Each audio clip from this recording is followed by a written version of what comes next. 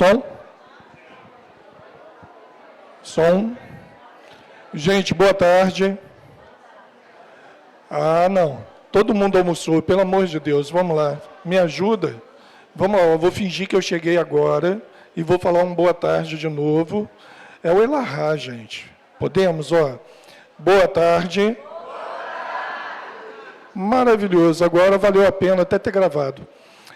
Em nome da diretoria do A Caminho da Luz, eu gostaria de agradecer a presença de todos. Já vou passar, né, para o Jair.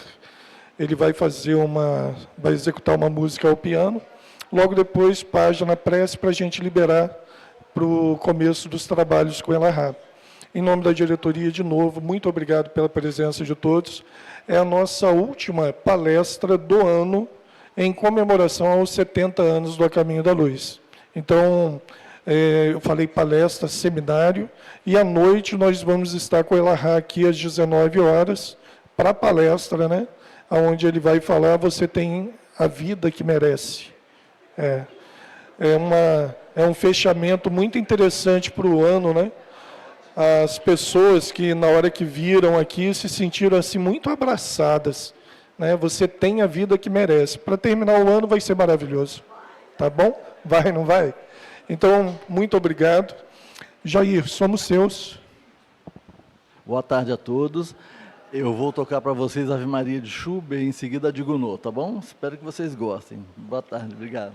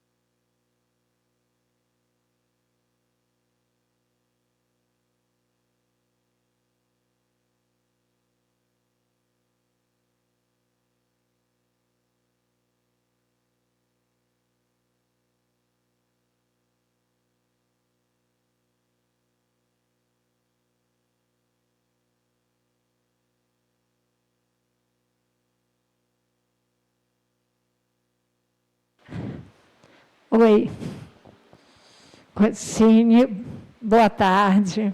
Boa tarde a todos. Do livro Fonte Viva, por Francisco Cândido Xavier, pelo Espírito Emmanuel. A lição número 1, ante a lição. Considera o que te digo, porque o Senhor te dará entendimento em tudo. Segundo Timóteo, capítulo 2, versículo 7. Ante a exposição da verdade, não te esquives à meditação sobre as luzes que recebe. Quem fita o céu de relance sem contemplá-lo, não enxerga as estrelas. E quem ouve uma sinfonia sem abrir-lhe a acústica da alma, não lhe percebe as notas divinas. Debalde escutarás a palavra inspirada de pregadores ardentes, se não descerrares o coração para que o teu sentimento mergulhe na claridade bendita daquela. Inúmeros seguidores do Evangelho se queixam da incapacidade de retenção dos ensinos da Boa Nova, afirmando-se ineptos à frente de novas revelações. E isso porque não dispensam maior trato à lição ouvida, demorando-se longo tempo na província da distração e da leviandade. Quando a câmara permanece sombria, somos nós quem desata o ferrolho à janela para que o sol nos visite. Dediquemos algum esforço à graça da lição e a lição nos responderá com as suas graças.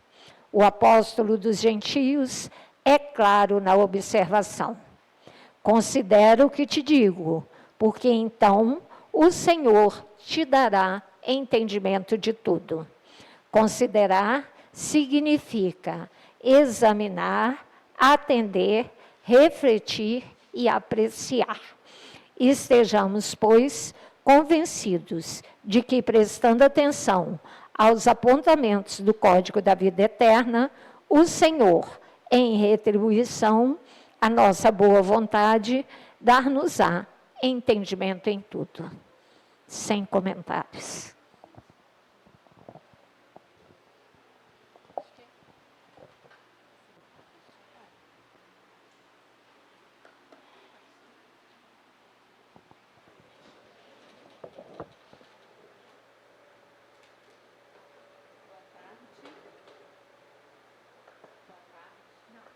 Boa tarde.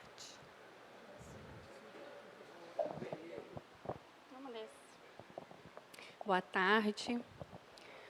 Eu convido a todos agora, nesse momento, para fazer a nossa prece inicial, para que a gente possa se conectar a essa harmonização que já iniciou com a Ave Maria de maneira tão gostosa, né? Para que a gente possa fechar os nossos olhos para melhorar essa conexão, para nos conectarmos com esse momento presente, trazer a nossa atenção para esse momento. Deus das nossas vidas, obrigada por essa tarde maravilhosa de hoje, em que nós, irmãos espíritas, nos reunimos para estudar, buscando a educação dos nossos espíritos, à luz dessa doutrina de amor e de consolo. Abençoa, Senhor, o Elahá, que será instrumento da espiritualidade para os trabalhos de hoje. Que Emmanuel, o mentor da nossa casa, se faça conosco. Que Jesus nos abençoe e nos inspire. E que assim seja. Graças a Deus. Aproveitando, ó, vai estar ali na frente, parábolas de amor, parábolas do amor. Jorge Elahá depois vai estar autografando, vencendo a culpa, o medo e a depressão.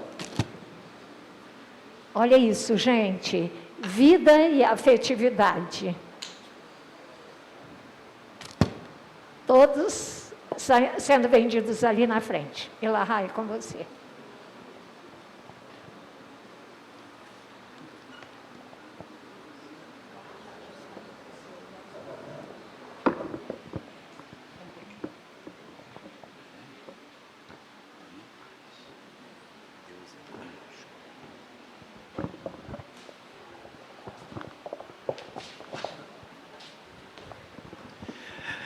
Boa tarde para todos nós.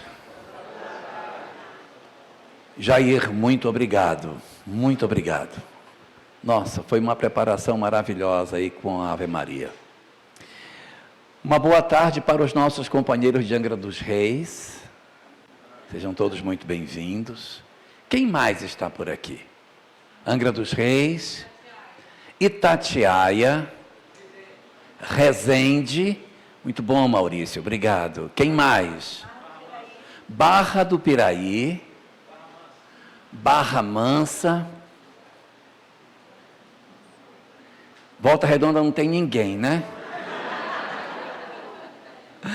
Então tá bom. Gente, muito obrigado pela presença de todos. Nós temos aqui como proposta fazer uma discussão sobre a questão do dialogador da reunião mediúnica.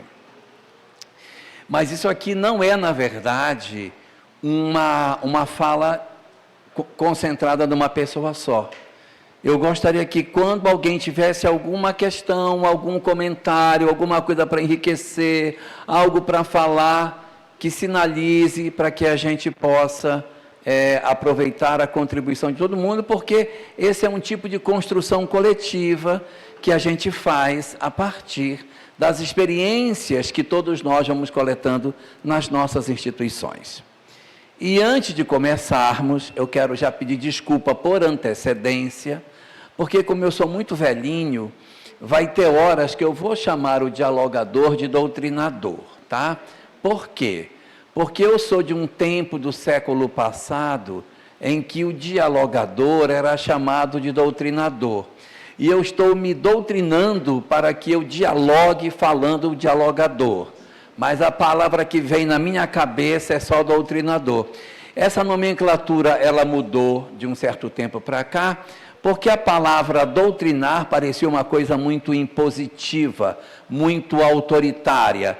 E um dialogador é um dialogador, né? Então é mais fácil do que uma pessoa que vem catequizar o outro, que vem trazer uma mensagem que tem que descer goela abaixo. Só me antecipando, a gente vai conversar sobre isso mais à frente, mas só me antecipando, eu sou de um tempo em que eu participei de reunião mediúnica com esse tipo de expediente.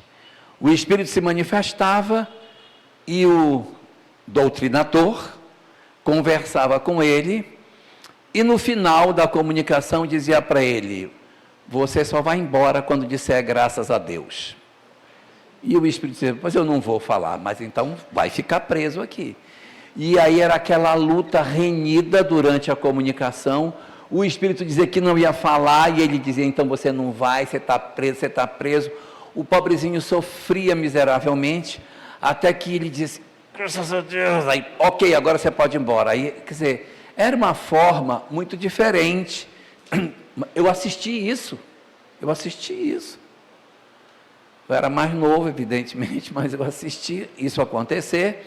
E com o tempo, o nosso próprio movimento espírita foi revendo suas práticas, novas propostas de como se estabelecer diálogo apareceram, os próprios avanços da psicologia no atendimento das pessoas, o surgimento do atendimento fraterno pelo diálogo ajudou muito numa redefinição de como é que a gente deve abordar uma entidade durante a comunicação mediúnica. Então, houve muitos avanços, teve muitas transformações que essas últimas décadas experimentaram nesse processo de acolhimento das entidades nas reuniões mediúnicas. Então, hoje, nós vamos trazer um pouco desse material que existe já colocado sobre este assunto e mais algumas outras questões periféricas que precisam ser discutidas, porque nós não vamos nos ater especificamente sobre os aspectos do doutrinador. No ano passado, quando eu estive aqui, mês de março, eu falei algumas coisas sobre o atendimento às entidades em termos de diálogo na reunião mediúnica. Então, vocês vão ver algumas coisinhas passarem que a gente viu no ano anterior. E muita coisa que não viram, que a gente precisa aprofundar essa questão e, evidentemente, com o material que vocês vão nos oferecer. Tá bom? Então, podemos começar. Evidentemente, nós não vamos começar falando de dialogador. Nós vamos começar pelo ponto fundamental da nossa conversa de hoje, que se chama mediunidade. Não se fala em reunião mediúnica, não se trata sobre os aspectos da reunião em si, sem antes nós falarmos deste recurso extraordinário que nós temos hoje. Você vai ser minha partner. Vai me ajudar. Levante. Não quer levantar. Quem vai ser meu? Me ajuda aqui. Então, pronto.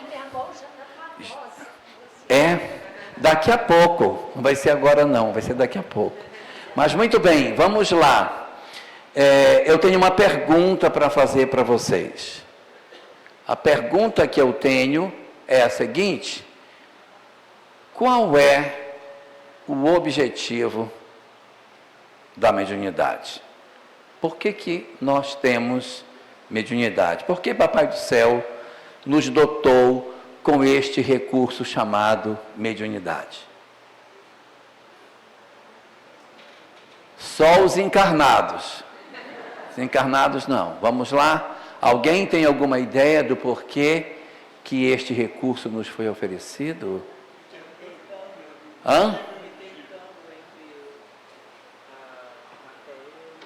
Para servir de intercâmbio entre o mundo material e o mundo espiritual. Espetáculo. Você chama Ana Carol. Ana Carolina. É porque é comprido. Tá bom. Então, muito bem. O objetivo da mediunidade é, na verdade, o quê?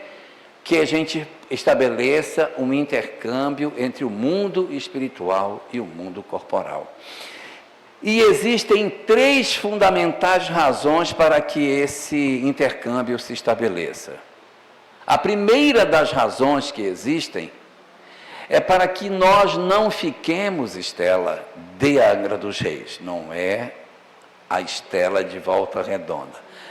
É para que nós não enlouqueçamos com a vida da matéria.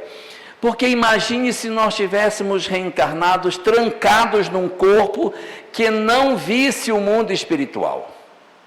Então nós iríamos acreditar que esta é a vida verdadeira, que isso é o que a gente tem para perceber, que é isso que é a realidade, que não tem nada fora da matéria.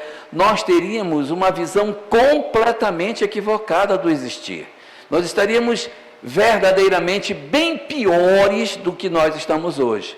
Ter esse conhecimento foi fundamental. E veja, da mesma forma que os outros sentidos nós fomos desenvolvendo ao longo dos anos, audição, visão, tato, paladar, olfato, esses sentidos eles foram sendo construídos em nós na medida em que os seres iam evoluindo. Visão, a sensibilidade à luz que alguns seres primitivos tinham, foi dando origem à nossa visão que a gente tem hoje. Então nós temos, na verdade, um sentido novo surgindo em nós, que é a mediunidade. Então esse é um sentido novo que está como que desabrochando nas nossas vidas. Então, o objetivo da mediunidade, primeiro deles, é abrir essa janela para o mundo espiritual, a fim de que nós não nos iludíssemos sobre o objetivo da vida. É claro que eu digo? Número 2. Segunda razão pela qual a mediunidade nos foi oferecida, para que os nossos espíritos benfeitores tivessem acesso a nós. Porque senão a gente encarnava e quando desencarnasse é que nós iríamos fazer uma avaliação para saber se acertou ou não. Então o sujeito encarnava e o mentor dizia, vai com Deus, na volta a gente vê como é que foi. Aí a gente vinha, passava aqui 70, 80, 90, 100 anos, como é meu caso, aí quando volta para o mundo espiritual, aí o mentor, e aí como é que foi lá? Conta aí para mim como é que foi. Porque ele não teve possibilidade de interagir. Então a mediunidade, ela também é um balizador para que nós não fiquemos à mercê de nós próprios e que eles consigam ter acesso a nós, facilitando com que as nossas vidas possam ser acessadas pelos nossos mentores e nos ajudem. O grande problema é que nem sempre é o mentor que conecta, né? Mas o objetivo é que essa janela esteja aberta para que por essa janela os nossos mentores possam nos alcançar. Só que a gente muitas vezes abre esta janela no sentido contrário e se permite um processo de perturbação. Esta seria a segunda razão da mediunidade. E a terceira? E a terceira razão. A terceira razão é para que as mães não enlouqueçam. Porque não existe na terra dor que se equipare a você ter que sepultar o corpo de um filho. Você ter a sensação de que o anjo que você cuidou, que você amou, foi embora e que sumiu para todo sempre e que você nunca mais vai ter a chance de colocar no colo, de abraçar, de dizer que ama um filho, é uma dor suprema. Então, para que as mães tivessem esta possibilidade de conexão, é que isso nos é dado. Para que a gente saiba que os nossos filhos vivem, que os nossos amores vivem, que os nossos pais, nossos amados, nossos irmãos, nossos filhos, nossos netos, que aqueles a quem amamos continuam vivos e que a gente diga, eu vi meu filho, eu ouvi a voz da minha filha, eu senti o abraço dela. E nós podemos ter, por este expediente, essa possibilidade de comunicação com o mundo espiritual. Então, a mediunidade, ela abre para nós essa perspectiva, que é um cenário efetivamente voltado para um melhor aproveitamento da existência, a fim de que nós não enlouqueçamos diante das dores que o mundo nos oferece. Mas esse é o objetivo da mediunidade. Pergunta número 2. Qual é, então, o objetivo da mediunidade ostensiva? Porque essa mediunidade que a gente falou antes, é uma mediunidade que não precisa ser ostensiva, uma intuição, é uma sensação de presença, não é uma coisa tão nitidamente colocada. Às vezes é a intuição de uma mãe que diz assim, eu não sei o que está acontecendo, deixa eu ligar para meu filho porque eu acho que ele não está bem. E aí o filho ligar para a mãe, os parentes se procurarem, nós conseguirmos enxergar o outro além daquilo que os nossos 5 sentidos nos oferecem. Então, isso seria esta mediunidade. E a mediunidade ostensiva, essa mesmo, forte, que no item 159 de O Livro dos Espíritos, Kardec diz assim, todo aquele que num grau qualquer sente a influência dos espíritos é por este fato chamado médium, sendo raros aqueles que não têm desta faculdade nenhum rudimento. Tudo bem, todo mundo é médium em função deste conceito abrangente que Kardec coloca. Só que como tem mediunidade pouquinha, mais um pouquinho, tem uma mais, tem uma mais, tem a mais forte, nós fazemos um corte de dizer, olha, Daqui desse ponto para cima, nós dizemos que a mediunidade ela é ostensiva, ou seja, é nítido que ela existe, é perceptível que você é médium, é claro que você é. Por exemplo, eu, particularmente, falando eu não ouço, eu não vejo, eu não sinto, eu não arrepio, eu não nada. Não nada. Mas eu percebo que eu tenho intuição. Principalmente quando eu estou montando palestra. Digo, vou falar sobre isso. Aí eu posso falar sobre tal coisa. Que eu posso contar esse caso. Aí eu faço o esquema e me vem muitas ideias. Aí eu organizo aquele negócio e falo. Então eu percebo que, na verdade, eu sou ajudado na hora que eu vou construir uma palestra. E eu acho engraçado porque as pessoas dizem assim, eu queria que você fizesse aquela palestra que você fez. Aí me dá o nome da palestra, eu digo, não sei nem o que eu falei. Aí eu vou e falo, né? Aí a pessoa diz, mas não foi isso que você falou da outra vez? Aí eu disse, pois é, né? É como hoje. Hoje a gente vai ter uma palestra com o tema Você tem a vida, olha o nome, você tem a vida que você merece. Né? Uma coisa assim meio esquisita. Mas hoje eu quero fazer uma abordagem que eu inclusive nunca fiz desse tema. Vou trazer umas coisas que eu nunca falei hoje, se Deus permitir. Tá? Então você vê que a gente vai mudando. É o mesmo tema, é só a casca que é a mesma. Dentro é diferente. É igual uma pessoa diz assim, eu fiz um bolo, mas não tem bolo de cenoura, né? Aí tem bolo de laranja, tem bolo de chocolate, mas é tudo bolo. Então as pessoas às vezes dão um tema, acham que vai sair tudo igual. Não vai sair. Porque as intuições mudam, a gente está lendo outras coisas, está se aproximando de outros conteúdos e acaba mudando, às vezes, bastante o enfoque apresentado dentro do mesmo rótulo. Então eu percebo que eu tenho essa mediunidade, digamos assim, intuitiva.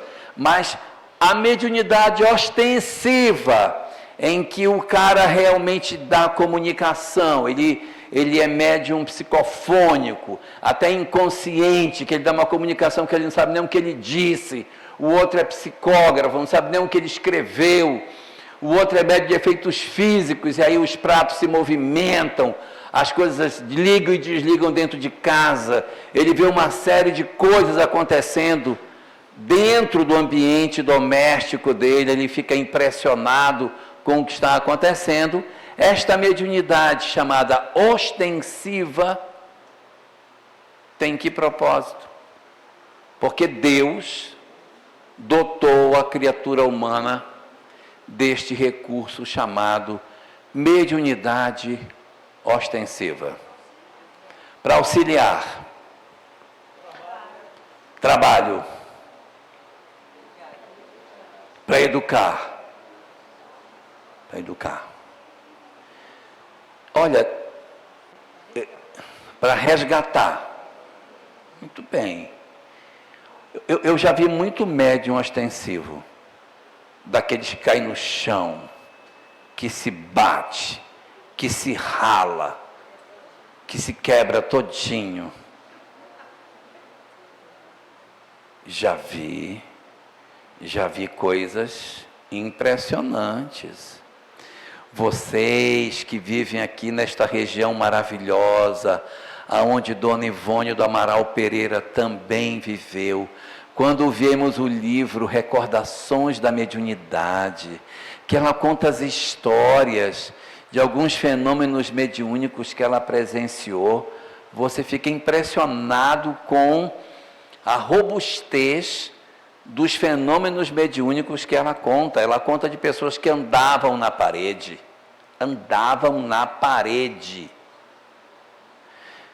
Então essas mediunidades ostensivas, elas tanto têm umas que são maravilhosas, para a pessoa poder fazer um trabalho lindo, como também tem um pessoal que tem uma dificuldade grande com isso.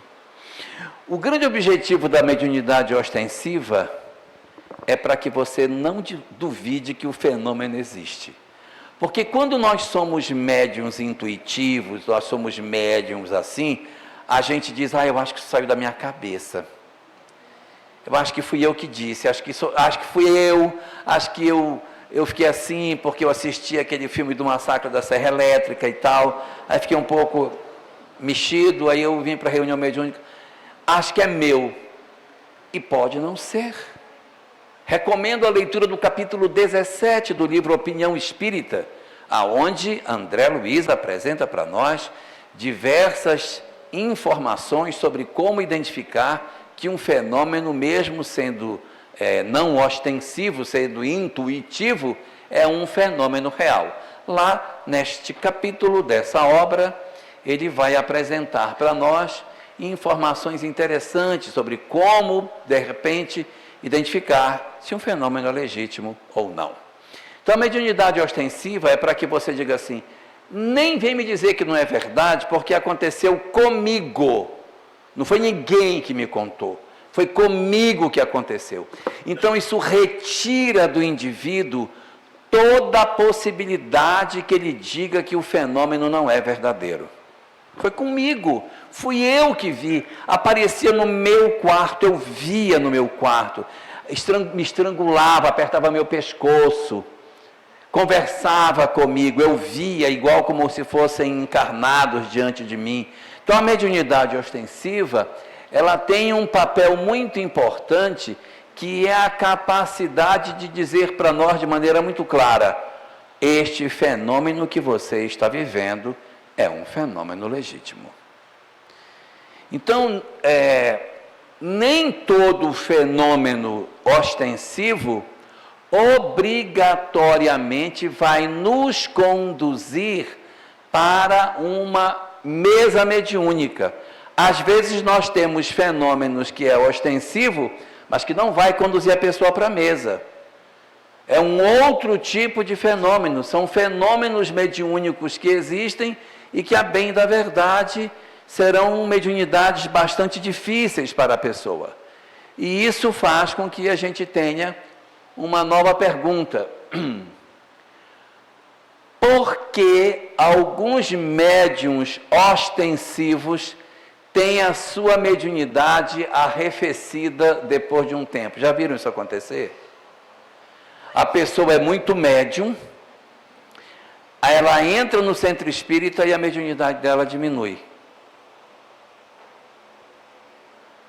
Vou dar um exemplo clássico disso, que está contado no livro Socialismo e Espiritismo de Leon Denis.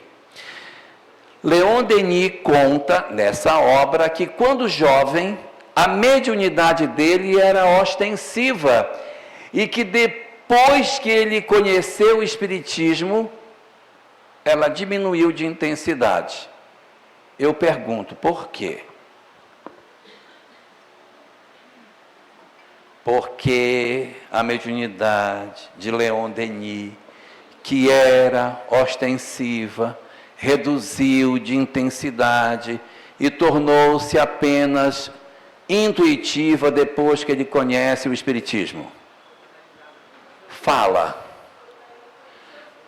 Foi para ele conhecer o Espiritismo. Meu Deus, quanto é que a sua mãe está cobrando em você, minha filha?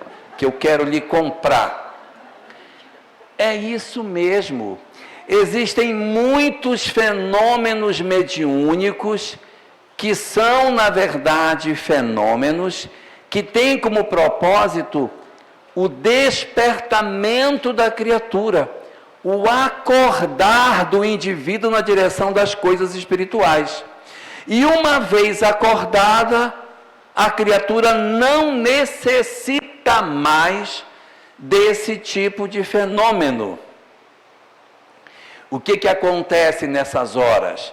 A pessoa tem muita perturbação, entra no movimento espírita, melhora a proteção espiritual dela, a mediunidade continua, mas a criatura não experimenta mais o fenômeno mediúnico pela proteção que ela tem, porque ela é meio perturbadinha. Vou ser mais claro no que eu quero dizer. Pessoa que tem a mediunidade ostensiva é como uma tomada desse tipo que tem várias entradas, conecta até 3 aparelhos num ponto só. Uma beleza. É um espetáculo. Então, quando a pessoa ainda não conhece a doutrina espírita, tem 3 espíritos plugados na tomada. Cada um mais perturbado que o outro. Quando ela vem para o movimento espírita, que ela começa a se esclarecer, então essas tomadas são desligadas. Vocês já viram aquele negócio que a gente compra quando criança, quando tem criança em casa, você põe um negócio para tapar a tomadinha, para a criança não meter o dedinho? Pois é, aí os mentores vão e cobrem a tomadinha. Porque dá para proteger a pessoa. Ela continua sendo médium, mas como ela tem uma mediunidade perturbadinha, então o que é que a gente faz? Nós podemos diminuir a intensidade dos fenômenos para que ela possa ter mais lucidez. Mas a história anterior foi, na verdade, necessário para que ela pudesse chegar onde ela chegou.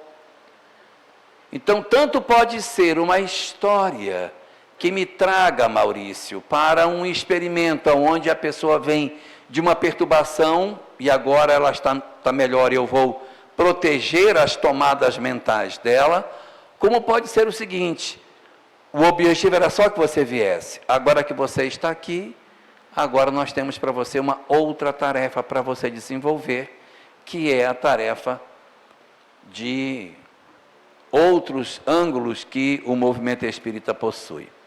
Como vocês estão indisciplinados, a gente já respondeu a pergunta seguinte: qual é a razão da mediunidade perturbada? É exatamente essa que eu acabei de falar. Porque a gente pode dizer assim, toda mediunidade é para a mesa. Não é.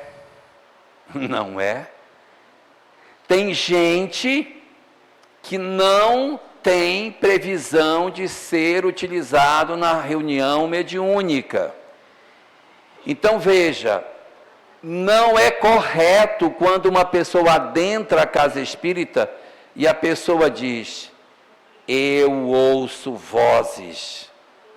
E a pessoa diz, semana que vem, quinta-feira, na mesa. Porque nós não temos esse tipo de visão dentro do movimento espírita. Que se a pessoa é médium, mas já está ostensivo. Mesmo que seja ostensivo, o fato de eu ter uma mediunidade ostensiva não determina que esta criatura necessariamente tenha que integrar a equipe de médiuns da casa. Eu confundi? Então, nós temos a mediunidade? Sim. Existe a mediunidade ostensiva? Sim. A mediunidade ostensiva, ela pode chegar só para trazer a pessoa. E depois de estar na casa, aquilo pode arrefecer.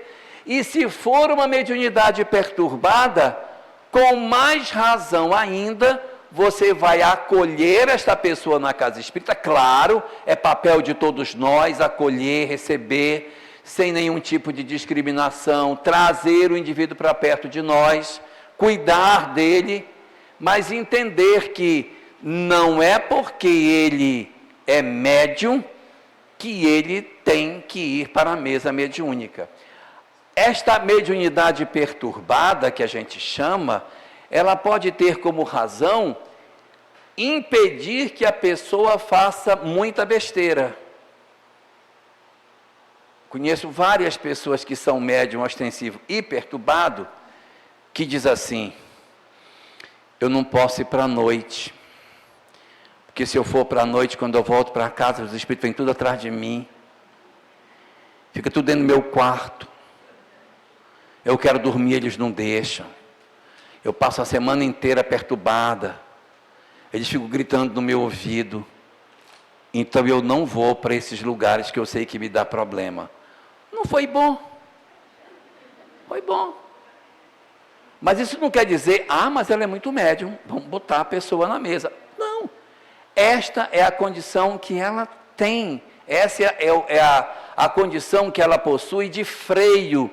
Então, a mediunidade aqui pode ser entregue para o indivíduo para que ele faça besteira pouca, não faça besteira muito. Entendeu? Às vezes, tem famílias que dizem assim, nós vamos todo mundo para a festa. Aí o que é médium diz, eu não vou não, porque quando eu vou me sinto mal, eu vou ficar. Aí esse que é mais médiumzinho, coitadinho, não vai para a festa, ele fica em casa. Mas os irmãos vão todos para a festa. E os irmãos voltam com todas as companhias espirituais possíveis, que o pobrezinho não foi. Quando os outros que não são médiums chegam, eles dormem maravilhosamente, e o que é médium passa a noite acordada com aquele monte de entidade perturbada dentro do quarto. E daí depois, os irmãos no dia seguinte dizem, é doido mesmo, porque nós que fomos dormimos bem, ele que nem foi, nem dormiu. Por quê? Porque como ele é médium, ele capta as energias do ambiente, e isso acaba sendo um instrumento que o indivíduo vai ter como uma espécie de balizador para a vida dele. Não posso passar daquele limite ali, porque se eu passar desse limite, eu vou me sentir mal. Não posso passar desse outro limite, porque senão eu passo mal. A gente vai começando a testar. Quando eu vou em enterro, fico péssimo, não consigo ir no cemitério, volto de lá, numa angústia, aquele monte de gente chorando, agarrando no meu pé, eu não gosto de ir. Então, a pessoa vai aprendendo, tem certos filmes que eu não posso ir, quando eu vou no cinema, que eu entro para assistir certos filmes, eu saio de lá todo perturbado. Massacre da Serra Elétrica. Tem uns programas bons também, uns que passam à tarde, que tem um helicóptero que procura um corpo. Já viram esse? Passa a tarde procurando um corpo. E o helicóptero vai achar, agora vai achar, e você passa a tarde com aquele negócio na sua cabeça. Então, se você já tem a mediunidade meio estranha, isso vai ser um problema maior, então a gente vai aprendendo a se disciplinar. Então, a mediunidade perturbada é o instrumento de freio que a gente tem. Então, o sujeito nasceu médium, para quê? Para que essa abertura da percepção fosse o balizador para que ele não fizesse muita besteira, para que ele visse o mundo espiritual, para que ele enxergasse as coisas e pudesse dar um passo atrás em relação àquilo que ele poderia fazer se não tivesse a mediunidade ostensiva. Isto é claro? Muito bem. E qual é a utilidade da mediunidade improdutiva? É um outro tipo de mediunidade. A mediunidade improdutiva é a mediunidade improdutiva, né? Que produz nada. Produz nada. A mediunidade produtiva. Para que Deus nos deu uma mediunidade improdutiva? Exatamente. Deus não nos deu mediunidade improdutiva. Somos nós que não estamos sabendo usar a mediunidade que Deus nos deu. Por isso que ela está improdutiva. É diferente da perturbada. Porque a mediunidade perturbada, ela é perturbada. Já a mediunidade improdutiva, ela só é improdutiva. A outra pessoa, meu Deus, sofre demais com a mediunidade que ela tem. Ela não dorme, ela assim, eu não posso isso, eu não posso aquilo, meu Deus, é um sofrimento. Quando eu me aborreço, meu Deus, quando eu me aborreço. Quando eu me aborreço, eu passo uma semana mal. E aí você vai vendo que a pessoa tem uma dificuldade muito grande. No caso da mediunidade produtiva, a pessoa até é médium, mas ela não faz nada com essa mediunidade dela. Essa mediunidade não serve para ninguém, não serve para coisa nenhuma, não utiliza. Eu vou contar um caso para vocês verem como a vida é. Eu tenho um amigo, ele desencarnou no início de 2021. Ele era militar e estava muito doente, com câncer, e aí a esposa, vendo que ele estava muito já, naquela fase já final do câncer, chamou os filhos, que são do primeiro casamento, para que viessem se despedir do pai e tal. E aí os filhos vieram. Entre os filhos, veio entre eles o mais velho. Já deve ter uns 35 para 40 anos, já é um adulto. Aí esse filho mais velho estava ali sentado no quarto, esperando a hora para falar com o pai. Virou-se para a madrasta e perguntou: quem é 17 e quem é 121? Ela disse: eu não sei. Vocês estão aqui dizendo que quer falar com o papai. Estão aqui? Então, os dois estão aqui. Eles disseram que estão aqui e querem falar com ele, que estão cuidando dele. Ela disse: eu vou perguntar para ele. Aí ela voltou no quarto para conversar com o marido. Aí disse: olha, o fulano lá fora disse que tem 2 espíritos aí querendo falar com você. Um é o 17 e o outro é o 121. Disse: o 17 está aí? Aí disse: quem é o 17? O 17 é meu comandante lá quando ele fez academia. O comandante dele era o 17. O 17 está aí? Nossa, 17 é meu amigão. E está o 121 também. O 121 era quem viajava comigo. Quando a gente saía de avião, ele era piloto, então sempre saía de 2. O companheiro de quarto dele era o 121. Então, quando viajava sempre os 2. Então, o 121 e o 17 estavam lá esperando por ele. Não é incrível isso? Isso é maravilhoso. Mas o menino nem é espírita. Nem é espírita. Mas ele tem uma mediunidade extremamente ostensiva. Vê as coisas, vê os espíritos como visse os encarnados. Mas é uma mediunidade que ela está incrivelmente desabrochada, mas ele não utiliza isso de uma maneira efetiva. Poderia ter uma utilidade melhor. Então, às vezes, a gente tem uma mediunidade, mas ela não está sendo utilizada como poderia, né? Então, essa mediunidade ela acaba se tornando improdutiva por nossa vontade. Observe que a mediunidade perturbada, ela vem de processos de vinculação com entidades perturbadoras, que desequilibram a gente. E também, já a mediunidade improdutiva não é exatamente isso. É porque nós não nos atentamos para o que representa você ter esse tipo de faculdade. Tenho uma penúltima pergunta. Como os obsessores atuam sobre os obsidiados? Usando o quê? De quê? Pensamento. Psíquica. Esquentou. E aí? Os obsessores atuam sobre os obsidiados usando o que mais?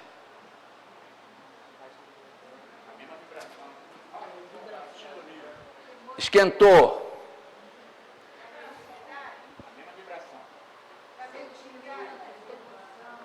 Tem 11 letras. Começa com M. Claro, gente. Toda pessoa que sofre processo obsessivo é alguém potencialmente médium.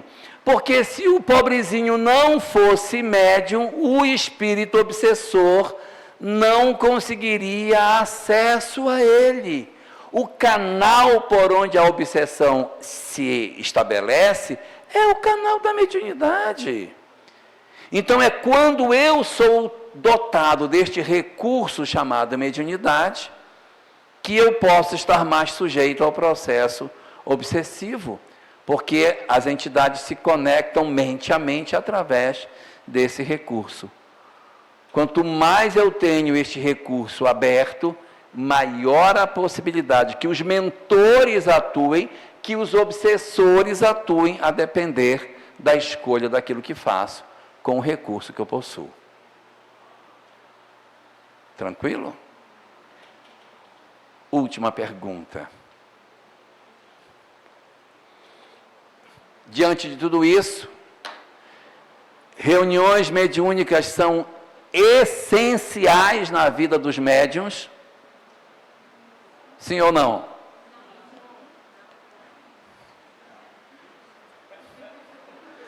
Eu senti metade para o sim e metade para o não. Então é mais ou menos. As reuniões mediúnicas são essenciais para que os médiuns possam desenvolvê-las? Bom, a literatura espírita nos diz que as reuniões mediúnicas não são essenciais, mas elas são importantes. Por que que elas não são essenciais? Porque, pelo amor de Deus, por que que reunião mediúnica não é essencial para médiuns?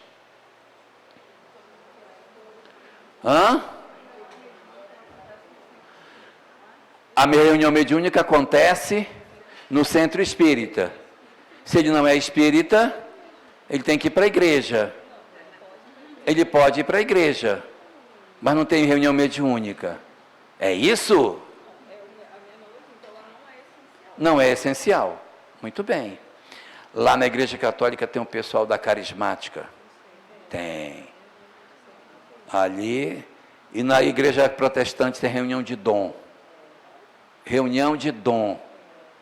É a mesma coisa. É.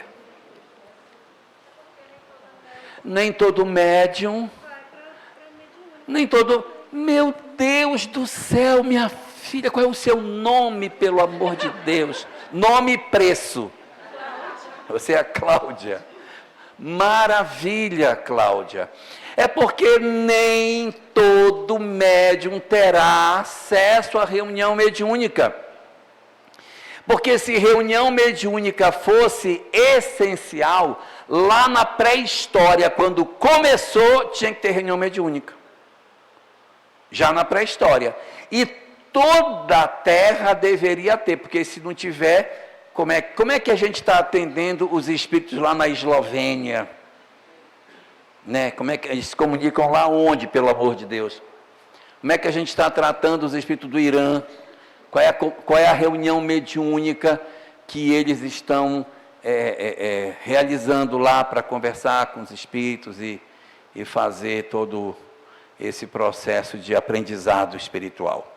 Então a gente percebe daí que existe sim uma necessidade que a gente atue no entendimento de que a reunião mediúnica ela é importante. Claro que ela é importante, lógico que ela é, mas ela não é essencial. Por quê? Porque nem todo espírito, nem todo médium vai cair numa reunião mediúnica. Não vai cair na mediúnica por quê? Porque ele não é espírita, porque a mediunidade dele é uma mediunidade perturbada, porque tem várias questões que envolvem que ele não necessariamente tem aqui para uma reunião mediúnica.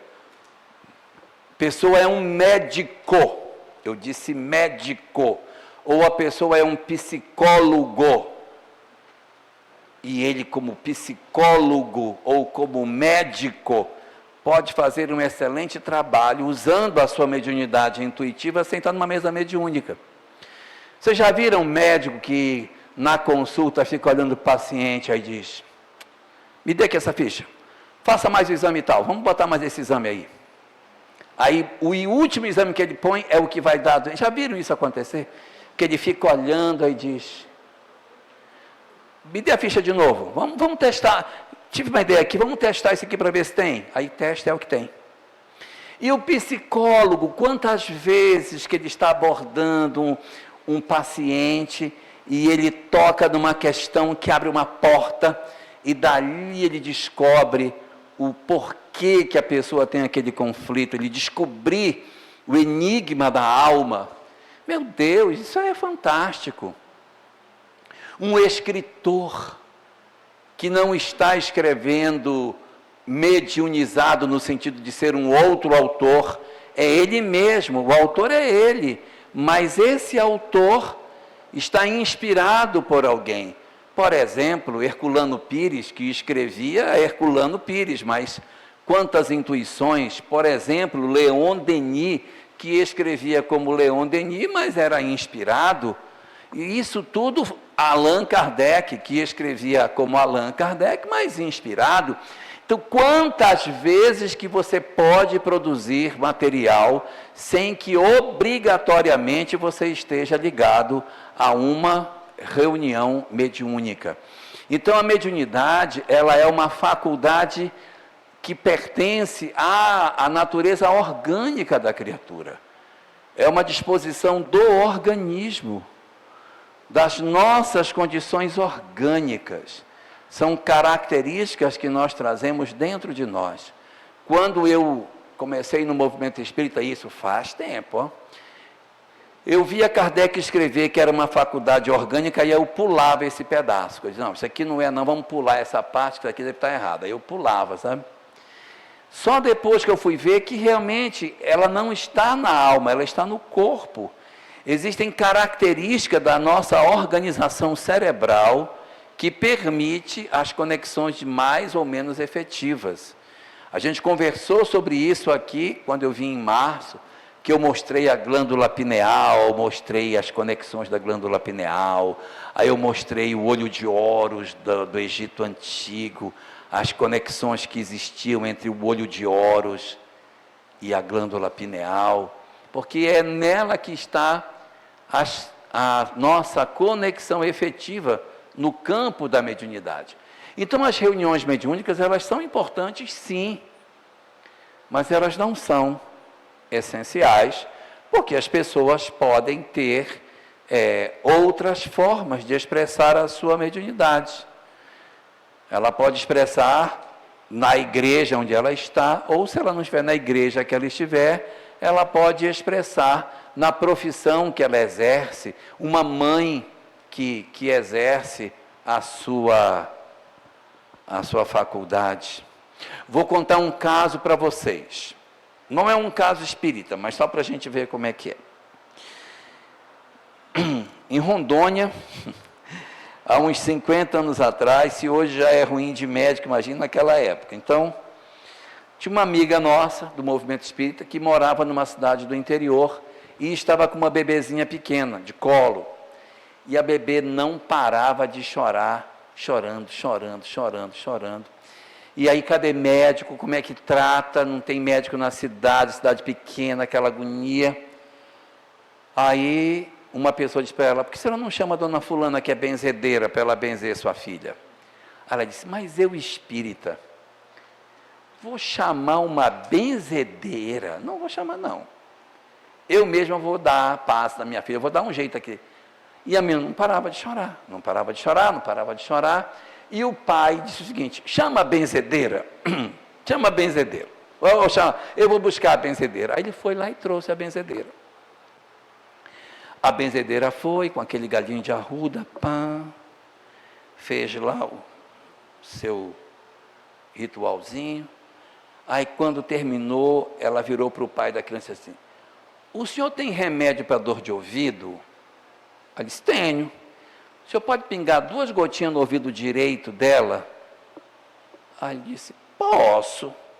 Aí ele foi lá, pegou o remedinho, pingou no ouvido da criança, e a menina parou de chorar. Aí ele foi levar a benzedeira em casa, disse, olha, eu vou lhe levar em casa, mas tem uma coisa. A senhora vai ter que me contar como é que a senhora fez para saber que era o ouvido da criança, que estava doendo. Como que a senhora sabe? A senhora vê o espírito, como é que é isso? Ela disse, não, é assim. Quando a gente vai benzer alguém, a gente pede que aquilo que a pessoa esteja sentindo passe para nós. Aí o meu ouvido direito doeu. Então eu sabia que ela estava com dor de ouvido direito. Aí eu pingue no ouvidinho dela. Não é legal? Legal, né? Pois é. Então elas não são essenciais, mas elas são importantes. Ora, se eu posso ir na igreja católica, se eu posso ir na igreja protestante, se eu posso exercer na minha profissão, posso, por que precisa? Por que é importante então? Por que precisa? Oi? Disciplina. É uma disciplina. Ajudar os desencarnados. É boa também. Essa é boa também. Para ajudar. É muito boa essa daí. Gostei. Quem dá mais? Por quê? Autoconhecimento. Muito bom, autoconhecimento. Temos disciplina, temos ajudar o próximo, temos autoconhecimento. É porque, na verdade, a reunião mediúnica que a gente faz é a oportunidade de nós sermos úteis aos outros e, ao mesmo tempo, nos conhecermos.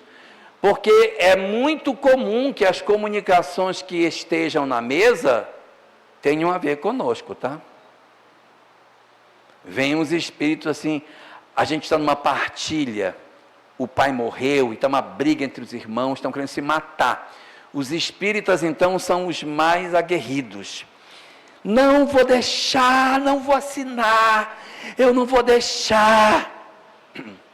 Aí vai para a mediúnica, quando ele chega lá, quem se manifesta? Um espírito que teve a mesma história. Ai, meu Deus, a partilha. Eu fiz tanta confusão com meus irmãos, estou tão mal, tal. Meu Deus. Então a gente acaba se vendo. É como se servisse de espelho para que você se enxergasse nas histórias que você tem a chance de ver. Então acaba sendo útil por isso. Acaba sendo útil porque é a chance, Cláudia, de nós sermos úteis aos outros, de nós podermos fazer, porque vamos ser bem verdadeiros. Se os espíritos mentores quisessem socorrer os espíritos sozinhos, eles poderiam? E por que eles usam a gente? Para a gente aprender alguma coisa. Existe uma passagem nos evangelhos, que é a ressurreição de Lázaro, já viram? Jesus chega na frente do túmulo e diz para as pessoas, rolai a pedra. Aí o povo empurra aquela pedra pesada, parece uma bolacha Maria, ela vai rolando assim, vai abrindo, aí ele chama Lázaro e Lázaro sai. Aí você se pergunta, poxa, mas se ele ressuscitou Lázaro, por que não rolou a pedra logo de uma vez? Porque se fosse eu não sou Jesus, mas se eu fosse ele, dizia, sai. Aí eu rolava a pedra e tirava Lázaro. Porque é mais fácil rolar a pedra do que tirar Lázaro.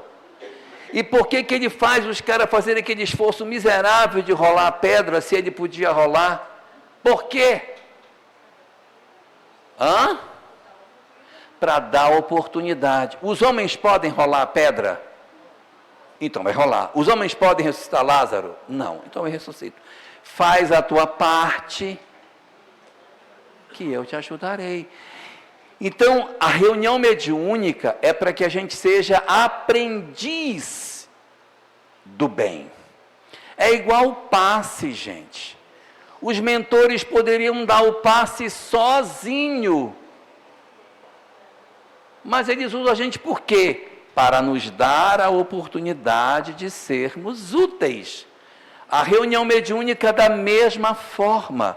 Nós vamos para a reunião mediúnica para que isso nos seja útil de alguma forma para o nosso desenvolvimento. Mas eles poderiam, até porque lá na Eslovênia é assim que eles fazem. Lá no Irã também é assim, eles não têm mesa mediúnica para fazer, chama os espíritos de conversa, do lado de lá mesmo.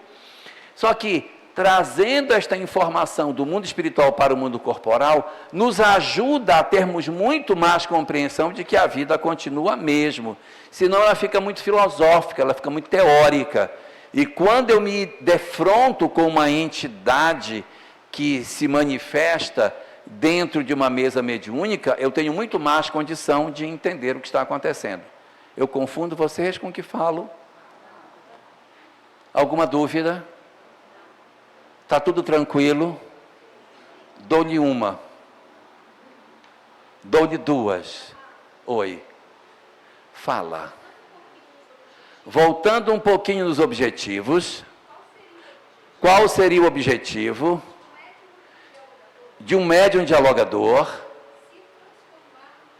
se transformar num psicofônico. Qual seria o objetivo? O que acontece muitas vezes?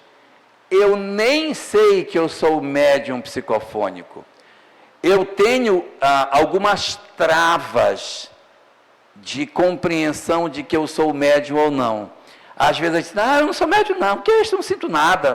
Não sinto nada. E a gente acaba vivendo uma vida muito distante disso.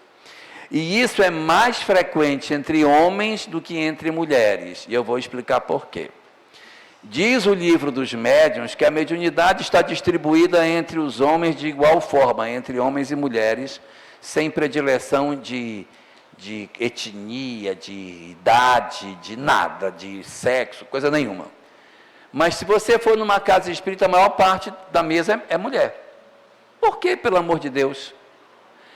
É porque quando a gente é criança e é uma mulher e está triste, o pai desta menina vem e diz, o que é que a minha princesa tem, minha filha? Venha cá com seu pai. O que foi que aconteceu com você? Chore, pode chorar, venha cá. O que é que está acontecendo com você? Fala para o seu pai. Seu pai está aqui para lhe ajudar. Chora, minha filha, diz o que está acontecendo com você. Mas se ele tem um filho, o filho diz, pai, eu estou me sentindo, cala a tua boca e engole. Então, os homens são educados a não sentir. E as mulheres são educadas a sentir. E isso deixa uma trava na gente, que a gente não quer sentir. Não, eu não sinto nada. Não, eu não sinto coisa nenhuma. Estou tranquilo. E aí acaba acontecendo que o indivíduo chega na idade adulta com o freio de mão puxado, porque ele acha que ele não tem nenhum tipo de sensibilidade. Na medida em que ele vai experimentando, que ele vai soltando as amarras que ele tem, ele vai se permitindo determinadas experiências e vai descobrir que ele tem mediunidade. Então, não é que ele... a partir de hoje eu quero ser psicógrafo, hein? A partir de hoje, atenção. Não.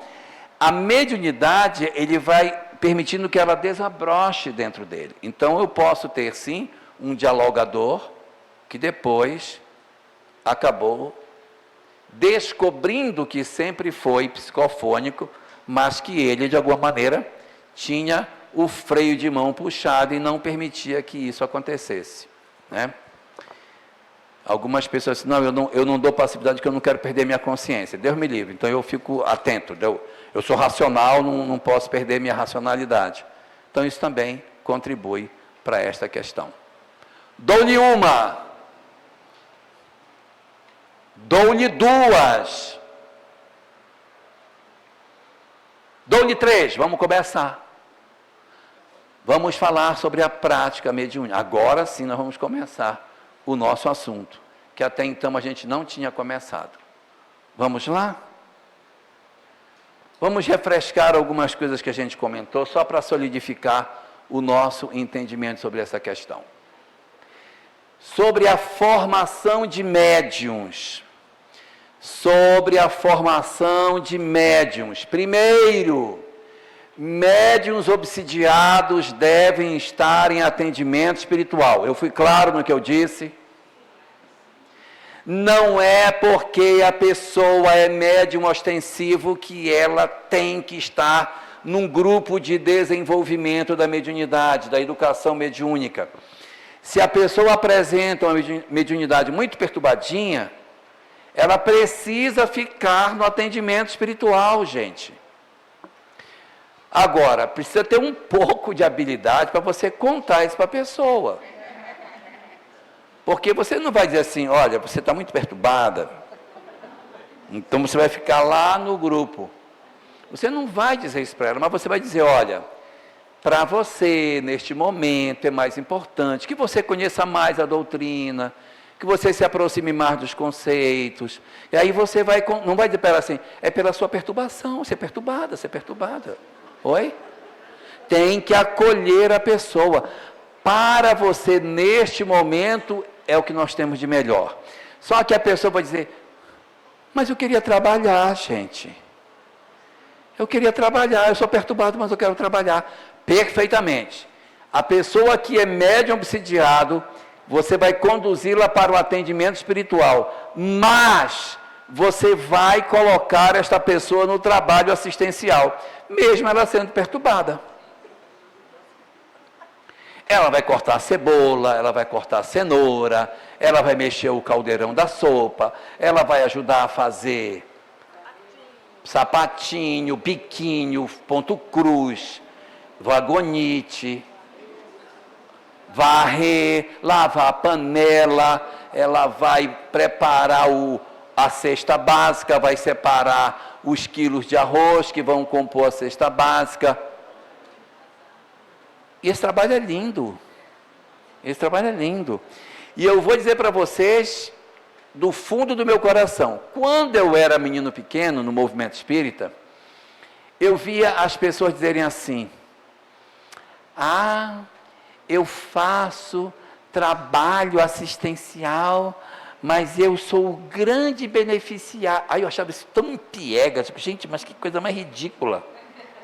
É claro que esta pessoa não é a mais beneficiada. Mais beneficiado é o outro que sai do centro com um farmel na cabeça, que vai alimentar a família dele daí 2, 3 semanas. Mais beneficiado é o outro que tomou o prato de sopa. Então, eu achava que realmente quem se beneficiava no trabalho assistencial era o assistido. Eu precisei chegar aos 100 anos para poder descobrir que, na verdade, não é exatamente essa a verdade, Estela. Não é essa. Aquele que age no trabalho assistencial, ele tem um poder de cura extraordinário, porque quando eu cuido do outro, eu esqueço da minha própria dor.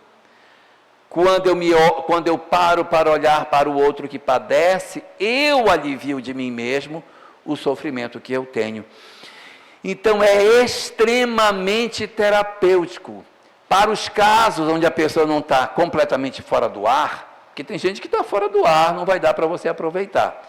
Mas para quem tem condição, está com uma depressão, está no luto, pessoas que estão vivendo o processo de ansiedade, que têm conflitos emocionais, mas que você percebe que podem ser engajados na tarefa, engaja o cara. Ah, mas ele é problemático. Mas todos nós somos. Leva ele, aí ele reclama, porque sujaram, essas crianças sujam tudo, mas não estamos aqui para isso. Mas é preciso que a gente ofereça isso. Então, a tarefa para quem é médium, ostensivo como for, mas se esta pessoa estiver obsidiada, a grande proposta é que ela atue no trabalho assistencial da casa espírita e não seja conduzida para os grupos mediúnicos. Eu fui claro. Vai ser problema, esta pessoa no grupo, ela vai ser problemática, ela só vai dar problema. Não, porque nós somos bonzinhos. Se você for bonzinho, você arrebenta com o grupo todo. Então você tem que, mas tem que ter habilidade. Você tem que ter habilidade para falar, para mostrar à pessoa que precisa dela noutra tarefa. E as pessoas às vezes querem arrombar a porta da sala da mediunidade para participar da reunião mediúnica. Não deixe ela arrombar a porta, não deixe. Segure a porta. Tá bom? Na formação dos médiuns, os médiuns em melhores condições podem estar no estudo sistematizado, tá bom? Podem estar no sistematizado. O estudo sistematizado, ele é hoje a melhor solução que a gente tem para a formação de trabalhador. Melhor instrumento. Nós não temos, pode ser que amanhã apareça outro, mas até agora nós não temos ainda nenhum instrumento mais poderoso para a formação de pessoas, senão o estudo sistematizado. E assim, a FEB, ela tem uma proposta de estudo sistematizado. Se você não gosta da forma da FEB, você pode até usar outra, mas aquela já está toda estruturada, ela é muito boa, ajuda bastante, é um bom andamento. Depois que você termina o estudo sistematizado, abre-se um panorama muito grande de opções que você pode ter após a conclusão do ESD. Depois que você conclui o sistematizado, você pode, olha, nós queremos estudar agora as obras de Kardec na obra. Beleza, vai estudar Kardec. Não, eu não quero. Eu quero estudar André Luiz. Vai estudar a série André Luiz. Não gosto, quero estudar Manuel Filomeno. Vai estudar Manuel Filomeno. Não, também não quero. Eu quero estudar as obras de Dona Ivone do Amaral Pereira. Vai estudar as obras de Dona Ivone. Não, eu quero estudar a série psicológica de Joana de Ângeles. Vai estudar a série psicológica dela. Não, eu quero ler os romances de Emmanuel. Vai ler os romances de Emmanuel. Não, eu não quero. Eu quero estudar o Novo Testamento. Quero fazer o NEP, o Mildinho, o Evangelho Redivivo, sei lá o que queira fazer. Vá fazer, meu filho. Faça o que você quiser. Você tem liberdade para fazer o que você quiser. Inclusive, entre essas opções, verificar após a conclusão de ERD o interesse para ingresso no grupo de estudo da mediunidade. Vejam que a Casa Espírita, ela oferece para as pessoas o estudo da mediunidade após o ESD. Após o ESD.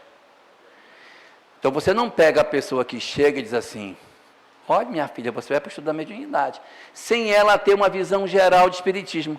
Se você catar o ser humano e jogar no estudo da mediunidade, você pode provocar na pessoa uma miopia sobre o que seja espiritismo, porque ela só vai ter pavimentada a área onde ela pisa, ela não tem outro conhecimento. E não é esse o interesse. O interesse é que a gente tenha uma formação mais alargada. Então, o que é que a gente faz?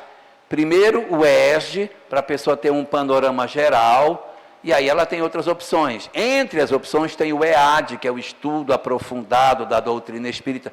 É mais uma opção que você pode ter de aprofundamento de estudos. E o estudo da mediunidade é outro. Diga. Mas quando a pessoa... Mediunidade perturbada. Ela pode ir direto? Pode estar direto à mediunidade? Sem ter conhecimento? Vamos reler o item 1. Vamos reler. Médiuns obsidiados devem estar no atendimento espiritual. O aconselhável é que não. Porque se você botar, você vai ter problema. Onde você vai colocar esta pessoa? No atendimento espiritual e no trabalho assistencial. Bota ele na tarefa assistencial e bota... Claro que tem níveis de obsessão diferentes. Tem gente que está caindo, está se debatendo, está caindo no chão, tal. Esse pessoal não dá para você aproveitar, pelo menos agora. E tem que estar pelo menos uma estabilizada para que você possa usar. Fale. Cadê sua menina? Da outra vez que eu vim, é sua irmã, né? Ah, é sua irmã. Se Deus permitir, vamos orar a Deus.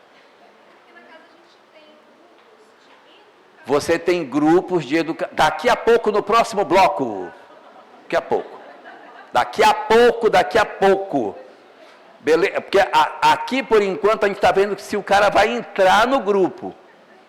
Tá bom? Então, olha, quem é obsidiado, aí eu vou voltar ao que eu estava falando. Se eu tenho uma pessoa que ela é obsidiada, mas ela está numa situação difícil, ela está caindo, ela está se batendo, ela não está conseguindo coordenar as ideias, no meio da palestra ela levanta, ela começa a andar para um lado, ela começa a andar para o outro, aí ela senta, se você está com uma pessoa assim, evidentemente que não dá para você levar para o trabalho assistencial. Não é esse tipo de processo de perturbação que eu estou falando. Estou falando daquele assim, gente, eu estou numa perturbação tão grande, olha, é uma angústia, eu estou uma tristeza, uma ideação suicida, eu estou com síndrome do pânico, eu tenho depressão, eu tenho ansiedade, eu estou... Pega esse cara, leva para o trabalho assistencial, pelo amor de Deus, fale. Diante do exposto, eu creio que a grande responsabilidade, eu sou médium, tá? Está nas mãos do dirigente. Claro, é por isso que nós estamos aqui, porque os dirigentes têm que ter essa percepção, senão eles vão montar grupos completamente esquizofrênicos. E de acordo com a atualidade, devido ao nosso nível de enlouquecimento mental, 100 reuniões mediúnicas por mês é pouco. Se você for colocar todo mundo que está perturbado, não vai ter espaço na casa. A gente não pode fazer um afastamento severo em relação à mediunidade. Isso a gente não pode ter, mas ao mesmo tempo eu não posso franquear a porta para qualquer um. Nós já tivemos um período assim. Se vocês pegarem a obra de André Luiz, era desse jeito. Quando André Luiz escreve sua obra, em 1940, na década de 40, pode pegar nos domínios da mediunidade, que a reunião mediúnica é pública, gente. É pública. A galera chega, senta lá, dá passividade, o dirigente sai da mesa, vai aqui, doutrina a entidade no meio do salão. Eu participei de reunião assim, que quando dava passividade, catava a pessoa aqui e botava na mesa lá. Gente, isso é uma coisa muito esquisita, não é? A gente precisa ter uma leitura mais efetiva, mas a gente tem que ter... Aí eu só quero aproveitar para falar uma coisa sobre o que você comentou, é que as casas, a gente comentou isso até na outra vez que eu vim aqui, as casas espíritas precisam se voltar para a dor. O adoecimento mental está muito grave e não dá para a gente ficar perdendo tempo com aquilo que não é importante. Então, nós temos que acolher a dor. Quando eu falo acolher a dor, não estou dizendo abrir reunião mediúnica, é abrir grupos de atendimento espiritual. Nós temos que ouvir as pessoas, atendimento fraterno, passe. Oi? Isso, tem que atender as pessoas, o trabalho de atendimento espiritual das pessoas que estão em padecimento. É isso que eu preciso. Só para deixar claro o que eu quero dizer. Você pega uma casa espírita típica, aí, palestra, segunda e quinta, evangelização, sábado, dia do estudo, terça, quinta e sábado, dia da mediúnica, quarta-feira e sexta-feira, no sábado de manhã também tem outra, atendimento espiritual, sexta-feira à noite. Por que só tem, eu quero saber por que o movimento espírita só tem atendimento uma vez por semana para quem padece? Está faltando gente para atender?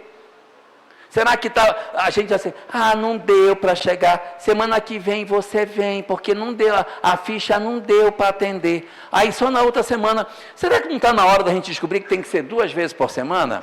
Que a gente tem que atender as pessoas, que tem muita depressão, as mães estão enlouquecidas com seus filhos, casais se separando, gente com ideação suicida, pessoas se cortando com automutilação, e a gente discutindo questões periféricas do movimento espírita, quer saber se Maria era virgem ou se não era, se Paulo de Tarso caiu de um camelo, se ele caiu de um cavalo, quero lá saber, isso não é problema, né? E o povo se matando.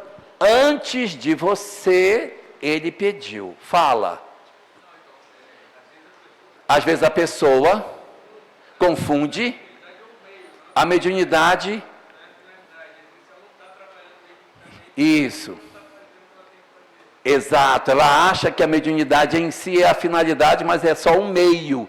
Exato, a mediunidade é um instrumento para que eu possa servir. E quando eu estou fazendo atendimento fraterno pelo diálogo, eu não estou sendo intuído quando eu estou ajudando uma pessoa, que eu estou dizendo, não, por que você não pensa por essa via e tal? Gente, o que tem de influência espiritual positiva, quando você está exercendo a tarefa, é ou não é? Quando você está aconselhando as ideias que vêm, é uma coisa maravilhosa.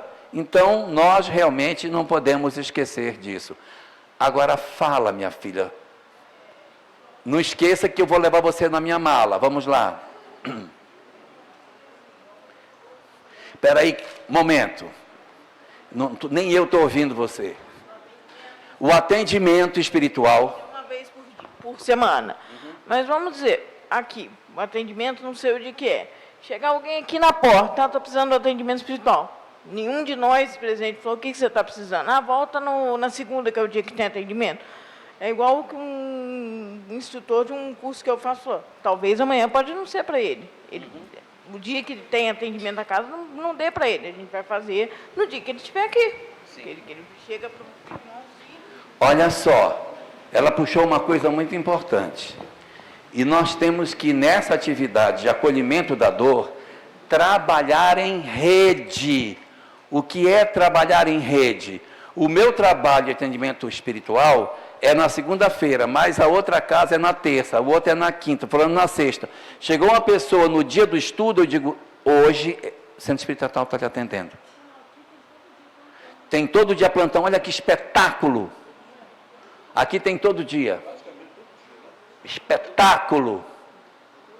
Um espetáculo, coisa de louco. Isso é importantíssimo, gente.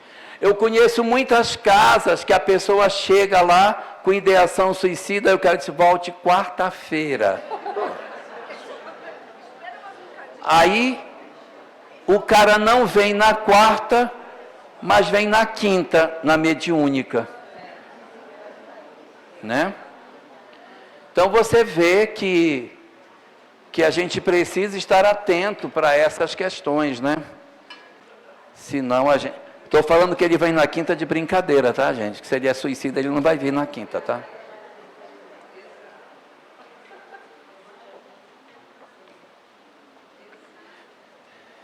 Está claro que isso aqui é só depois do atendimento do ESD? Muito bem. Outra coisa importante, eu entro no grupo mediúnico, eu não estou formado em espiritismo com diploma para colocar na parede.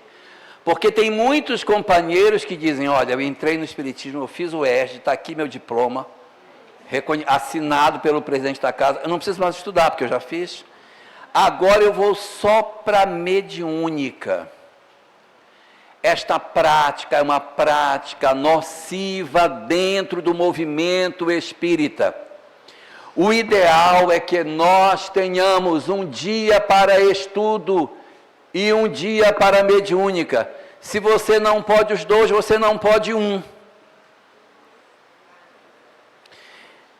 É preciso disciplina nesse sentido. E eu estou falando isso não é por um sentido escolástico. Não, mas você tem que ter um dia. Não é um ritual, não é um ritual. É porque nós precisamos estudar por várias razões. Ah, mas eu já vi reencarnação não sei quantas vezes, vou já é reencarnação de novo. Ah, eu já vi isso. Não é o conhecimento intelectual, é a possibilidade de revisão de conceitos, de mexer dentro de nós. Mas eu já mexi. Eu já acordei, eu já fiz a minha transformação moral, eu já estou transformado moralmente. Então vai ajudar quem não fez? Vai ajudar quem não fez, porque os outros não fizeram ainda? Então, é muito importante que nós entendamos que, se você não participa de um grupo de estudo, você não está vinculado à casa, porque você vem uma vez por semana para a mediúnica, você não sabe o que acontece, você não sabe o que aconteceu, não sabe nem se mudou a presidência, você não tem envolvimento com coisa nenhuma, você é um visitante na casa espírita, você é um mero visitante. Então, se você realmente quer ser médium, continue estudando, continue se aprofundando nas questões para que seja... Eu vou falar daqui a pouco de novo desse negócio. Mas eu vou falar agora, mas eu vou falar de novo, que eu botei 2 vezes. Então, a gente precisa de estudo também. Por quê? Porque eu preciso me integrar, preciso conhecer as pessoas, eu preciso falar com elas, eu preciso interagir, sabe? Ou conviver, eu preciso aprofundar meus conhecimentos. Fala.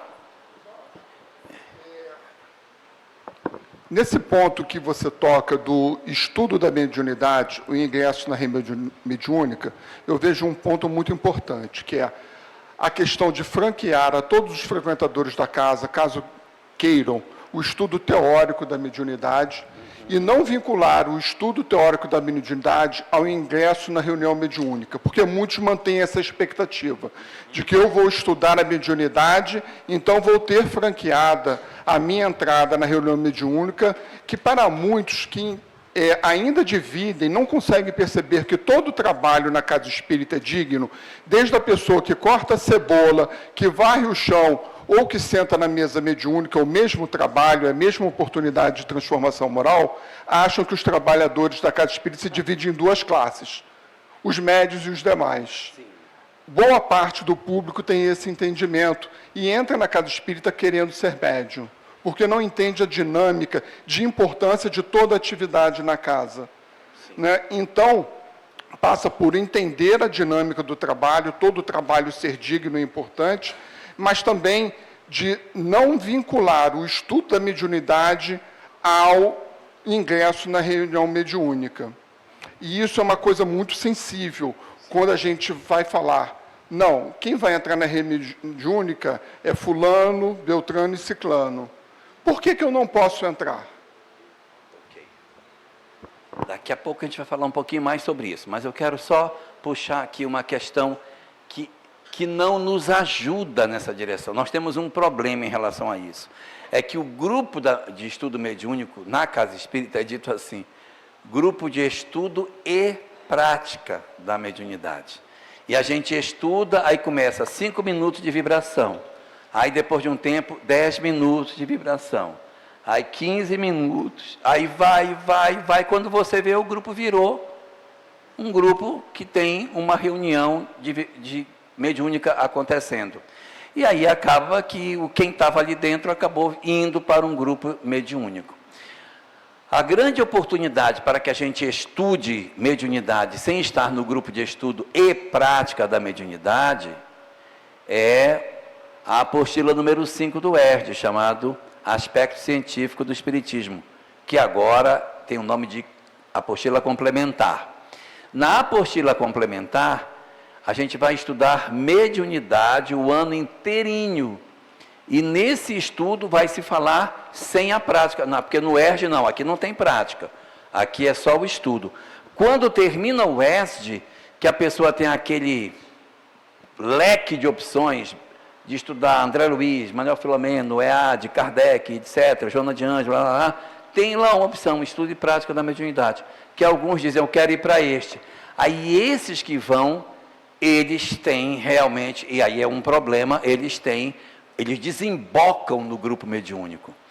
Eu teria que ter muita lucidez de algumas pessoas para dizerem, eu estou nesse grupo de estudo e prática, mas só porque eu quero conhecer, mas eu não quero participar. A grande maioria quer se jogar para dentro antes da hora, inclusive. Então, é uma questão de você ter a lucidez de quem participa desses grupos e dizer, o meu ingresso aqui é para que eu aprenda sobre o fenômeno, mas não que eu atue dentro da atividade mediúnica em si. Mas a grande maioria acaba passando por isso. Fale. Eu penso que a grande maioria vai para o afundado.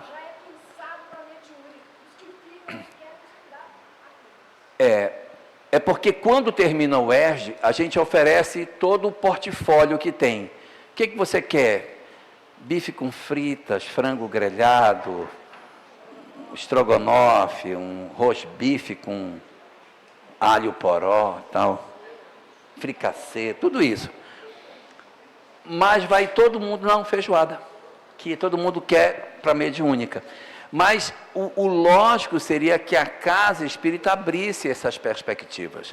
Como é muita opção, e o grupo não vai poder botar todas essas opções em aberto, você abre 2, 3, você pergunta, o que vocês querem estudar? Aqui nós temos só bife grelhado, arroz com bife com fritas, e fricassê é muito... estrogonofe, pronto, só tem 3 pratos, você escolhe o prato do dia, só tem esses 3, porque o que termina o ERG são 10, 15 pessoas. Como é que eu vou dividir 10 pessoas em 10 grupos? Botar uma em cada grupo? Não tem cabimento, então acaba acontecendo que você tem que dizer, Nossa casa oferece Joana de Ângeles e André Luiz, é o que nós temos. É o que nós temos para hoje, só temos esses 2 pratos para hoje. E o grupo da mediunidade. Porque, digamos assim, seriam os que mais teriam interesse, mas as pessoas são livres. O problema é que uma boa parte quer ir para o complementar já de olho no grupo mediúnico. Tudo bem, se elas forem para este grupo mediúnico, nós já tivemos 3 anos para trabalhar essas pessoas. Se a coordenação da casa não conseguir em 3 anos mostrar que o trabalho mediúnico não é a maior prioridade que a casa espírita tem, então a gente precisa rever os nossos métodos, porque eu tive 3 anos para dizer, gente, o nosso objetivo não é a reunião mediúnica, mas quem for médium, evidentemente, precisa participar. Quem tem interesse, quem tem potencial, precisa participar. Mas nem todo mundo tem, às vezes a pessoa não gosta. Tem vezes que a casa termina com 8 pessoas. O que é que a gente vai estudar? Mediúnico, aí outro mediúnico. Aí cria-se um grupo mediúnico, aí tem um que não quer, que não gosta de espírito, tem medo de espírito. O cara vai para a reunião mediúnica apavorado, meu Deus, é de hoje na quinta-feira, meu Deus, é de novo aquele negócio, aquele monte de espírito lá, meu Deus, porque ele não gosta, mas o grupo levou, ele foi junto. Então, essas são ainda algumas imperfeições do método. Não sei como a gente vai resolver isso para frente, mas isso existe. De o grupo ir numa direção e ter alguns integrantes que não querem e não tem quórum para fazer 2 grupos. Se tiver, ótimo, não é? E aí entra a articulação entre as instituições para que a gente possa dizer, não tivemos quórum para formar o grupo do André Luiz ou da Joana de Ângeles, mas a casa tal tem. Entra na casa lá, vai estudar lá o que você quer, já que a pessoa quer, para ela ingressar numa outra instituição. Tudo é movimento espírita. Tá bom? Jorge. Oi. Uma pergunta. Sabemos que na reunião mediúnica, que compõe aquele grupo, nem todos são médios, muitos participam. Daqui a pouco, no próximo bloco. Ok. Último ponto. Tem muitas pessoas que dizem que não precisam ir para um grupo de estudo, porque antes da reunião mediúnica tem uma leitura, não tem? Aí a pessoa diz, não, mas a gente já faz um estudo lá na nossa casa. Antes da mediúnica tem estudo lá. Este estudo não é para isso. Não é para isso. Inclusive, na obra Diálogo com as Sombras, de Hermínio de Miranda, ele diz o seguinte, que essas leituras prévias que acontecem no grupo mediúnico não podem ser leituras de conteúdo doutrinário. Você não pode fazer antes da mediúnica, abre o texto aqui, vamos discutir. Não, porque o espírito depois da encarnação, quando ele desencarna, acordar. Não, mas eu acho que não sei o que tem, porque não é estudo. Não é estudo. O que Hermínio de Miranda diz é o seguinte, é uma reflexão moral antes do começo. E ele ainda diz o seguinte, para não ter dúvida, eu vou recomendar a literatura para ser lida nesses dias. A literatura que ele sugere, a coleção Fonte Viva de Emmanuel. Acabou. Porque a coleção Fonte Viva de Emmanuel não vai falar de ovoide, não vai falar de vampirismo, não vai comentar sobre processo desencarnatório, não vai falar sobre processo reencarnatório, não vai discutir sobre planejamento espiritual, ela vai discutir o aspecto moral. Vai pegar um versículo, vai fazer uma reflexão e o grupo vai meditar nisso, mas isso não tem nada a ver com a substância que a doutrina espírita possui, fazendo com que nós precisemos de um outro dia para debater, para discutir. E ele fundamenta por que não pode ter estudo. Por quê? Porque senão a reunião fica muito longa. Já vai ter que fazer uma reunião de 1 hora para discutir um assunto, para depois fazer a mediúnica. Fica todo mundo morto de cansado. Segundo, ele coloca lá na obra, não estou dizendo, é ele que fala. Quando você discute temas intelectuais, discute temas da parte da informação do Espiritismo, podem surgir divergências. Não, não concordo com você. Não, eu acho que não é isso aí não. E aí eu vou debater com o outro. Não, né? Eu não vejo dessa forma. Eu não vejo, porque isso é saudável num grupo. Que a pessoa diga, não, mas eu não vejo dessa maneira. Sabe como é que eu vejo? Eu vejo assim, assim, assim. Ah, pois é, porque na obra tal, não, mas essa obra não é uma obra. A gente discutir isso me desintoniza do trabalho que eu vim fazer, pelo amor de Deus. Eu não vim para discutir se o ovoide cria um ovo desse tamanho ou menorzinho. De que tamanho que é o ovoide, quantos centímetros tem o ovoide, aí vai discutir lá na reunião. Eu lá quero saber, num grupo que está se preparando para a comunicação mediúnica, ficar discutindo coisas que lá no oeste é bom. Não, mas o perispírito tem órgão ou não tem órgão? Não, ele tem, mas ele não tem. Ele tem sim, ele não tem, mas ele tem olho, ele não tem olho, porque o espírito vê por todo canto, então ele não tem olho. É aquela confusão. Até chegar à conclusão que tem órgão, mas o órgão não tem função, é uma coisa. O perispírito tem olho, mas ele não vê com olho. Ele tem órgão, mas o órgão não tem função. Até chegar nessa conclusão, o povo já se matou na reunião, já se deu com cadeira nas costas do outro. E aí, nós vamos ter uma reunião mediúnica depois, e se tiver uma entidade perturbada, ela diz, vai, briga com ele, vai. Eu já vi cada coisa em reunião mediúnica, gente. Vi uma vez numa reunião mediúnica, vou contar só essa. A reunião acabou a reunião, acabou. Aí vem todo mundo saindo da reunião, o centro espírita tem uma espécie de um hallzinho antes da porta de saída.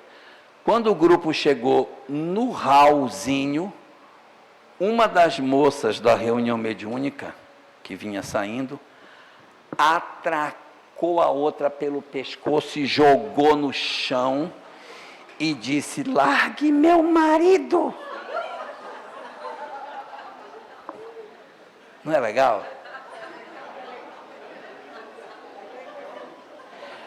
Pareciam duas formigas, sabe formiga quando se ataca? Pareciam duas formigas no chão e o povo querendo apartar as duas. E elas agarradas uma no cabelo da outra, aquela agonia. E o marido não sabia se ele puxava a mulher ou se ele puxava a outra. Eu preciso dizer que os três desapareceram? Não, né? Bom, então tá ótimo. Olha, são 15h40. A gente pode fazer só para levantar, beber água. Vou dar 10 minutos para vocês, sem misericórdia. Ok?